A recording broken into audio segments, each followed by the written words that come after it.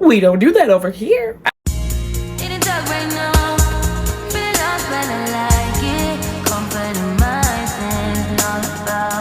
Hello, we're back with another video to get us prepared for these things we like to do. But you know, as you can see, I brought my handy dandy mic so you can hear me loud and clear. So you guys, in today's video, we're gonna be talking about how to pack, basically how to save some money. Okay, so these are gonna be the top 5 things to save you some coin. Let's do it. Okay, save you some shillings while you're out and about. Now let me take a sip of my drink first. Okay, anyways. So basically, you guys, if you have children, or if you don't, I do, so I guess I'm one of those. We want to travel, hopefully. I mean, I can't speak for all of us, but your girl likes to travel, your girl likes to do things. She likes to be outside, okay? She likes to be outside. And I do see a lot of times, and like when I have friends, they'll always ask like, how do you get to go so many places? And like, organized. Well, first of all, the big factor in why I get to go so many places is I only have one child. I'm willing to jump on the limb and say it's because I have one child. So I can literally pack up and go. And it's also another thing that my child is also homeschooled. So besides her co-op classes, which are like what, three times out of the week. But anyways, you guys, so thanks for tuning into my channel. This is your first time here. My name is Hokalani Gypsy. You can call me Gypsy because I know my name is hard to pronounce, but it is Hokalani Gypsy. All right, now in today's video, we're going to be getting very much into the topic of traveling with your child. I have my notes here on a swivel this time because your girl gets a little ADHD sometimes, so I have to bring it in and reel it out. I'm gonna need some more of this. Anyways, so I try to structure this the best way my ADHD self can. And when it comes to budgeting, I want to say honestly, I do plan my trips way ahead of time. Preferably 2 months in advance, even if I'm going to more than one place at a time, because my work schedule, and I know that when I come back home it's gonna be a lot to do, so I try to get that all taken care of before I leave. Anyway, so let's get to the bullets I have here. So the top 5 things you're gonna need to do to save you some coin. If you plan in advance, you can literally set up the excursions, you can look for guides, you can, well, depending on where you're going. If you're in the US, you should be fine. If you're traveling in the US, you should be fine, okay? Get your butt on Google, okay? Google. Type in free stuff to do in Montana. Why are you going to Montana? I don't know, but I will find out. Booking flights and accommodations well in advance can help you secure lower prices, which is true, and also free amenities like breakfast, continental breakfast. I'm a room service girly. Continental breakfast does come in clutch when I'm traveling with my daughter because sometimes I don't feel like ordering room service. Make sure you research the transportation options before you get there. Some places, they say they have public transit like buses. Baby, are you trying to wait an hour with 4 kids at the bus stop? Ain't nobody got time for that. The only transportation I take that's public is maybe a trolley, and that's usually shuttles from airports or shuttles from hotels. I'm taking a bus because I used to when I was a child, and I know how that can be. Get you a rental car if you're afraid to shop, or if you're afraid to drive yourself. Get you when you get from the airport, ask for recommended taxi service and just keep that driver. Okay, they will be more than willing to drive you where you need to go if you do not want to drive that bad. Get you an Uber Black. You got money. He got money. Get it off. But same thing, Uber X, Lyft. If you don't like to drive, please make sure you can secure that, because in certain places it's a dead zone. It just is what it is. That does actually play a factor depending on where you're going. So remember that. The transportation does play a factor to where you're going. If you're going to like New York, then yeah, you don't need to get a rental car because it's all public. It's not going to be an hour worth of waiting. But other places like Texas, are you waiting an hour at the bus stop in the hot ass heat half the time? I'm sorry, but I can't do it. My face will literally melt off. Oh, that's hot. Are you crazy? Are you on sin? No, we're not doing that. So anyways, step 2. Pack wisely. So me, like I just stated a few seconds ago, I like to drive. I am one of those girlies, very much studdisk. Shut the fuck up. I'm so tired of y'all. I'm femme, but you know how they say that the ones that want to be the man in the relationship like to drive. Well, no, that's a lie. I'm very much femme fatale. I'm very much femme, and I love to drive. I love trucks. I love Jeep. Maybe it's the tomboy in me. But yes, I'm one of those that would like to drive. If it's too far for me to drive, then I will fly. Now, when it comes to flying, you gotta maneuver the packaging some kind of way, because I do like to pack and I like to be organized. Now, when it comes to driving, I do pack wisely, which is I recommend you pack wisely. Now, we do have our compartments here. We do the snacks. We very much do the snacks. We do the snacks, and that's when we're driving, because on the flights you have to buy it from them. I usually bring like quick little sandwiches, things like that to eat along the drive, and like some juice. You seen in my last vlog when I went out of town, I always stopped at the grocery store, boop, near the highway, gathered everything I felt like I would need, and then we were along our merry way. Now in the airport, that's a lot different. You literally have to buy from the airport or bring like those mini. What am I supposed to do with this? Like, you're gonna snack on the way to the airport. But yeah, but when we get off that plane and we get in that car, Dollar Tree, hear my name. Dollar Tree, here we come. I was gonna say though, I'm not even gonna hold you, I was gonna say Publix has some really good sandwiches, and that's where I would go. But that's neither here nor there, okay? Neither here nor there. That's once we landed. So anyways, so yeah, pack all essentials, i.e. diapers, medications, and all the essentials to make sure you can avoid paying for them at your destination. I remember paying for diapers. It took a lot out of me. Sorry for you. No, but I'm super joking. I actually was a couponer. I was that weird lady. I was a weird lady who had like her coupon. We don't do that over here. I paid full price for diapers when my daughter was like first born, and then my family was like, welcome to the world of couponing. I'm not sure what happened. I was expecting to pay less than $1, and the total is just above $2. And I never paid full price for any of that stuff ever. And I actually went to a lot of events where they gave that stuff away, like they donated. And when I say events, I mean like literal events. I'm not talking about like the need thing. I don't take away from people that actually need. I went to events that were for mothers that gave away like diapers and like diaper bags, car seats and things. Maybe I had the connections. I was the girl you wanted to be friends with, okay? Because I was getting people stuff. I was telling them where to go. I was very much one of those. And this was when I lived in Florida, so they had money to spend on some nice stuff. They was giving out coupon books, and I was literally like, here, you could have the diapers, give me that coupon book, run that over here. Oh my god. Anyway, back to the main topic. So like I said, pack wisely. Packing wisely will save you time and money, because you want to buy things when you get to the destination, and it'll prevent any mishaps from happening. Especially like I said, if you pack diapers, medications, and wipes way ahead of time, baby, you're saving coin, and you're saving time to get straight to your hotel and relax, because we need that nap once we land. You know what I'm talking about. We need that landing nap. Oh shit! Okay, the I have arrived nap and the I have arrived shower is very much needed. My next recommendation is going to be choose budget-friendly activities. Now, obviously, we want to go to where the girls are going. Okay, the girls want to go to where the girls can show out. With children, it's very hit or miss, okay? Everyone's child is different. My daughter, I accommodate specifically for her, preferably, because she's an active kid. My daughter likes to go mini putt-putt. She likes to go look at gators. She likes to go sing along. She's in a lot of things. There's not many things I wouldn't look for her to do, but y'all already know I just said I look for budget-free activities. So if you follow what I said earlier, this will not be an issue for you, because you will be on that website like I just told you. You'll be looking at free activities and free things to do. A lot of these activities have vendors there. There you go. Boom, bam, boom. Food, activity. Kids are gonna sleep like a rock when you get back to the hotel.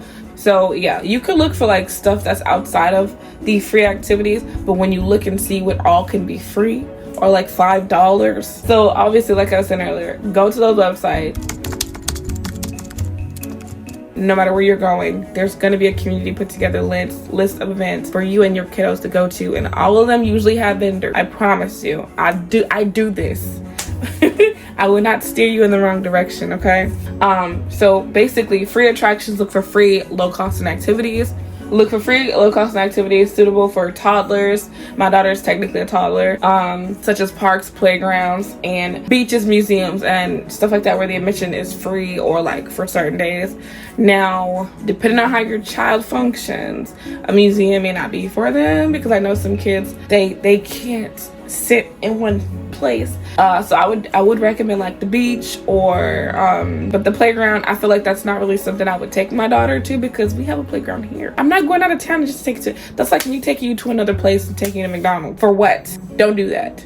Okay? For what? No, we're not doing that. So take them out, let them enjoy different scenery. Do not take them to a playground unless it's like a Millennium Park kind of thing. Like it's something they'll never see, some Walt Disney kind of stuff going on at that park. Then sure, because they're never going to sit in at home. But if you go, I am side-eyeing, very much so. Stay flexible with your schedule. Now, we spoke about this one before in a previous video, right? It'll be linked somewhere. Now, the reason you have to stay flexible with your schedule is because it's called travel off peak. So traveling off peak. So when you travel off peak, that usually means you're traveling when the rates are lower, right? Everything is lower, the price is lower because it's not peak season, which is when I like to travel because everything is cheaper, flights are cheaper, hotels are cheaper, everything is because they're not surging it because of the influx of people coming. That's also a big tip for people who like to travel and see like beautiful scenery. If you are an autumn person, I love the way autumn looks, or a spring person, travel the month before or the month after. Like before the leaves look so beautiful in October, travel during September. I guarantee you. Rates are cheaper and it's beautiful. Beautiful. So yeah, you'll thank me when you get there. You take the photos. You'll thank me later. That's completely okay. And also, midweek travel is also very cheaper than weekend travel. So the way I do typically try to do it is, if I want to be there for the weekend, I'll book the day before, like that Thursday till that next Monday or till that Sunday. And my rates are cheaper versus just the weekend alone. Another thing too is a lot of hotels allow you to extend. So I tend to do that a lot too. I'll book it for the weekday. And then when I get there, the next day I'm in the hotel, I'll call and say, can you extend it? Or I'll do it online and it's still cheaper because I'm already at the hotel and the rates are lower. And you know, they send you like the little text, you can just extend it from there. Now, obviously ask what the rates are going to be for you to extend it, but from my experience, it's always still been the same rate. It doesn't really increase that much once you're already checked in and you're there. Yeah, I haven't had any issues with that actually. And I actually do really like doing that. I'll book it for the weekday, get there, and I'll be like, you know, I'll stay longer. And I'll book it for the rest of the weekend, so like maybe that Sunday or that Saturday or something. Or just get another hotel room and then do it that way. Because you're already there in that radius. So yeah. And then always remember to, if your schedule allows, be very flexible with the times and the dates. And like, that's what I was saying. So like, be very flexible because this is another reason why I plan 2 months ahead of time. Because I need to get the work done and then be able to enjoy my fruits, enjoy the fruits of my labor. So yeah, be flexible with the timing, especially with the kiddos, and you will probably be able to get a better rate because of those off-peak seasons. And that is the best tip I could literally give anybody. Don't follow the crowd. Okay, they're gonna be there on the weekend, go there on the weekdays. You're still gonna benefit and have fun. And let me tell you something too. All the events, like the activities and stuff you'll do, a lot of them are on the weekends. There are some throughout the weekdays. But if you stay at the hotel and you go during the week, you know what I mean? Like you book it and you extend it, boom. Now you can go to like stuff that's not crowded, not super populated with people, and you'll enjoy it a lot better. That's what I love to do. I get that you want people there, like you want the crowd, but sometimes it's fun to just go and have fun and it's not overly stimulating with a bunch of people, dogs, a bunch of noise. It's just you and your kiddo having a good time. Same thing with the beaches. I don't like going to the beach when it's the weekend because there's too many goddamn people. Okay, I'm sorry. You know what? I'm about to say it. I don't care. Smoothie. Making smoothie.